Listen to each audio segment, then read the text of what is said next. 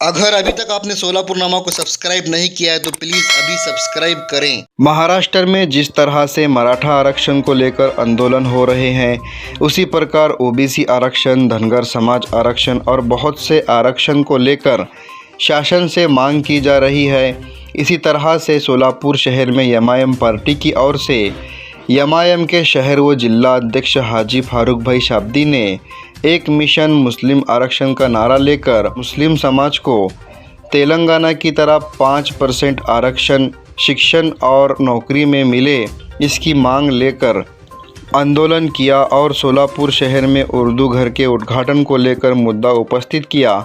जिस समय एमआईएम के सोलापुर शहर व जिला अध्यक्ष हाजी फारूक शाब्दी, कुमारो सैयद, नसीम खलीफा, गाजी जागीरदार, अजहर हुंडेकरी, मोहसिन मैंदरगीकर, इसामुद्दीन पीरजादे, हारिश कुरैशी, नसीमा कुरैशी, अनीसा डोका, शोहेब चौधरी, अब्दुल रहमान मोहड़कर, इमरान पठान, इमरान हवालदार, याकूब यमार, अनीसा मोगल, मचिंदर लोकेकर, विक्रम वाड़े, फेरोज़ व एआईएमआईएम के सभी पदाधिकारी व कार्यकर्ते उपस्थित थे। एकीकडे मराठा आरक्षणाचं धनगर आरक्षणाची मागणी, आता मुस्लिम आरक्षण हा देखील मुद्दा उपस्थित केला, त्याचे बॅनर देखील थोडे मुसलमान कामागे आजच मागणी। नहीं, ये आपकी गलतफहमी है। बड़ा दिवसापासून हम लोग चुप नहीं बैठे थे। कुछ साल पहले इम्तियाज़ जलील जो हमारे औरंगाबाद के खासदार हैं, उनके नेतृत्व में हम लोग मुंबई भी एक मोर्चा लेके गए थे, जहाँ पर जब रैली लेकर गए थे, जब कांग्रेस और एनसीपी इनकी सरकार थी, जब भी हमने मांग की थी तो हम लोग चुप नहीं बैठे। हम लोग मुसलसल कंटिन्यूसली ये मांग उठा रहे। लेकिन आपका सवाल सही है, मुझे ये लगा कि ये एक सीज़न चल रहा है आरक्षण देने का या मांगने का। जैसे सरकारें गंभीर हो रही है, आमरण उपोषण जो कर रहे हैं वह फिर जा रही है, उनको आश्वासन दे रही, तो हम लोग ने भी यही सोचे कि अगर हमारे मराठा भाई हो, धनगर भाई हो, हमारे ओबीसी भाई उनके हक बचाने के लिए आवाज़ उठा रहे, तो उनके साथ साथ जब सरकार उनको आश्वासन दे रही है तो हम लोग का भी ये काम है कि हम लोग भी हमारे समाज के लिए जो आरक्षण मिलना चाहिए उसकी मांग करते हैं। नाही, 5% आरक्षण म्हणलं तुम्ही, आता 5% आरक्षण तेलंगणाची पण देखील घोषणा केली, तेलंगणामध्ये दिलं आहे, महाराष्ट्रात दिलं आहे, तर काय कंपॅरिझन केलं तुम्ही तेलंगणा आणि महाराष्ट्र?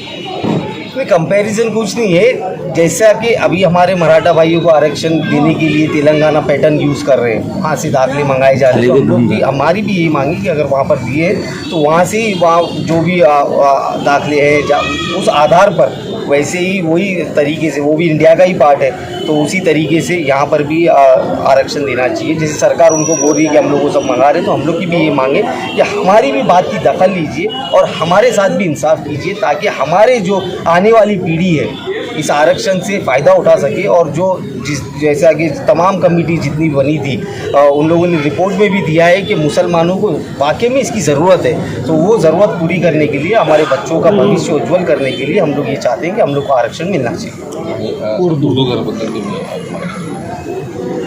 उर्दू घर का तो अभी मांगनी काफ़ी सालों से चली आ रही है। 2013 में इसकी शुरुआत हुई थी, 2013 से आज 2023 है, 10 साल हो चुके हैं। भारत देश आज चांद पे पहुंच गया इन 10 सालों में, लेकिन हमारा सोलापुर शहर का उर्दू घर का उद्घाटन नहीं हो पाया है। तो हमारी मांग यही है कि उर्दू घर का जल्द से जल्द लोकार्पण किया जाए, इसको चालू किया जाए, ताकि जो उर्दू ज़बान है हमारी, जो गंगा जमुना तहजीब का एक प्रतीक माना जाता है और जो कि मुसलमानों की ज़बान नहीं है। आप देखिए इतिहास में कि ये सब धर्म की ज़बान थी, और क्या बोलते हैं, इंडिपेंडेंस से पहले सिंधियों की ज़बान थी। आज उर्दू को बहुत मान्यता देते हैं, बड़े बड़े शायर आए, बड़े बड़े लिटरेचर्स लिखे गए हैं, तो उसको ज़िंदा रखने के लिए हमारी मांग ये है कि उर्दू ज़बान को बढ़ावा देने के लिए उर्दू घर की स्थापना होनी चाहिए।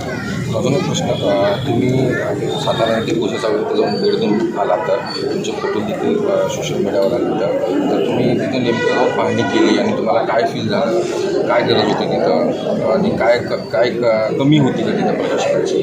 नहीं, देखिए हम लोग सबसे पहले तो सांत्वन करने गए थे। जिस बाप ने अपने जवान बच्चे को खोया है, हम लोग उनसे मिलने गए थे। इसमें आप लोग, मैं तो प्रेस मीडिया से भी बोलना चाहूँगा कि आप लोगों ने अच्छा काम किया कि इसको ज़्यादा हाईलाइट नहीं किए, इसको मीडिया से दूरी रखे। आप लोग का भी बहुत बड़ा शुक्रिया, क्योंकि इन्हीं कारणों की वजह से अनवांटेड इंसिडेंट्स जो होने वाले होते हैं वो बच जाते हैं। तो हम लोग उनसे मिलने गए थे, इसमें कोई राजकीय एंगल ना ही लाए तो बेहतर है।